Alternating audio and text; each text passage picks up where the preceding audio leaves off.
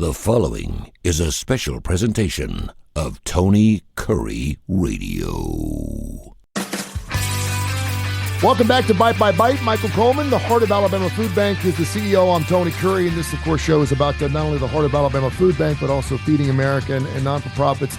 Last week, we were talking about volunteers, Michael, and how it is to find the best volunteers. You got to get the most mileage out of your volunteers. This week, we want to talk about directly how you can help fundraise for your favorite charity or for anyone that's looking for that type of indulgence. Can you kind of give me an idea, first of all, when you're talking about fundraising, what's the most important part as far as in getting someone on board to get fundraising, and how do you follow through on that? So it depends on what level you're talking about. So we as a food bank, we fundraise, and because of the mission that we have across 35 counties, we can reach out to some of our larger foundations, because the foundations that have lots of money are looking to have greater impact. And so we can reach out to our Alabama Power Foundation. We can reach out to Blue Cross Blue Shield Caring Foundation for bigger projects.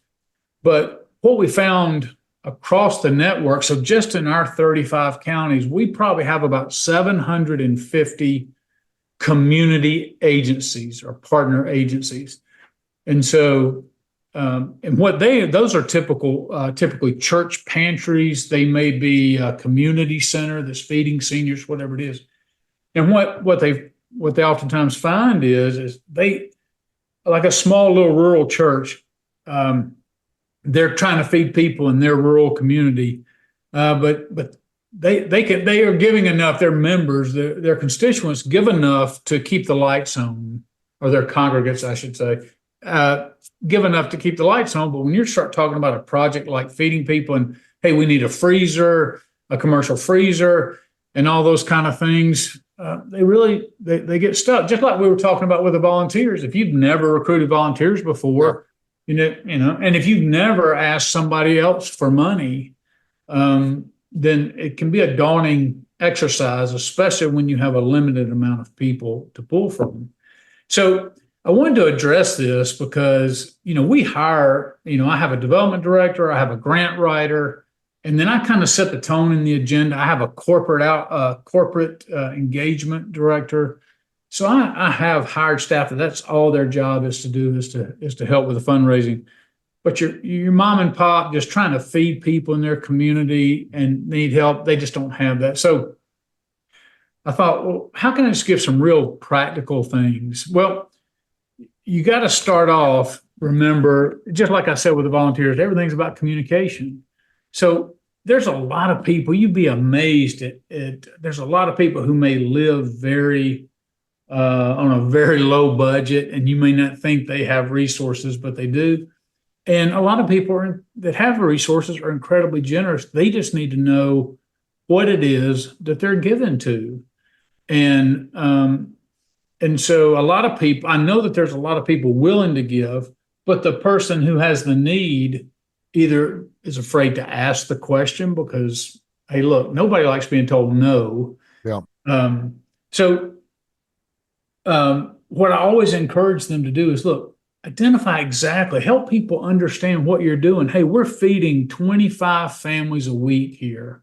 They're dependent on us, but we're not able to give them any protein because we don't have a freezer to keep all the frozen meat and all that in there. If we could get $2,500, then we would be able to affect this many families and when you very clearly understand what it's for, and then you go to people to say, would you be a part of, you're asking them to come alongside feeding people in your community, a shared responsibility. Then what you'll find is a lot of people, even if they can't pay for all of it, will certainly say, well, I can give you $50 towards that, or I can give you $100 towards that, because they understand the impact. They understand what's at stake. And so many people are either embarrassed, and that goes a lot to our society because we don't like asking other people for money. Mm-hmm. There's a pride thing involved in that, because they say, well, why didn't your church do it and all that? So there's all sorts of, and that human element of not wanting to be rejected. But people have to say, here's why I'm asking. I'm asking everybody in our community to get on board and to help us. And then you take that money. Now, some people don't want to, they're like, I'm going to give this, but I'm going to give it anonymously. And some people love to have their name in lights. Okay. Really? So some of the things you can do is you can say, hey, if you pay for this, we'll even put a gold little thing on it. You know, you appeal to people's ego. This is donated by the Smith family, you know, on this day in support of this. It's all funny how different people look at it for different reasons. But it goes back to volunteer. When you get a volunteer and you've got them working, man, you need to appreciate them. You need to value them. You need to praise them to their face, and then talk about them in the community and what a difference they're making. And donors are very much the same way. You're making an appeal. It makes sense. It's logical. It's not excessive. You're not asking for a lot of money that you don't really know what's going to be used for. And you ask the neighbors in the community, and then you celebrate them. You take the time to write a handwritten note. You take the time to make an extra phone call. I just want to tell you, we purchased the freezer today, and it's all set up. We'd love to invite you by, since you were such a major part of it. Help people feel valued, that they're a part of something, that they are making a difference. Rather than some people are like, oh, we just got a bunch of people. Just every time I turn around, somebody's here with their hand out. Yep. You know, and then nobody wants to be a part of that. Create a picture, build a picture for them to say, wow, what you're doing is really impacting lives. Tell stories, create a situation that makes them long to be a part of that.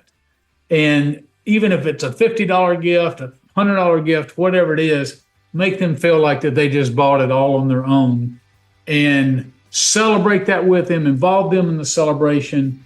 And what you'll find is lots of times you can go back to those very same people when the next great need comes along, and repeat that process. And you then turn around with that philosophy, and you might build you a network of 10 to 20 to 30 people who you know are always going to give you something if they have it, because that's the kind of people that we have in our community.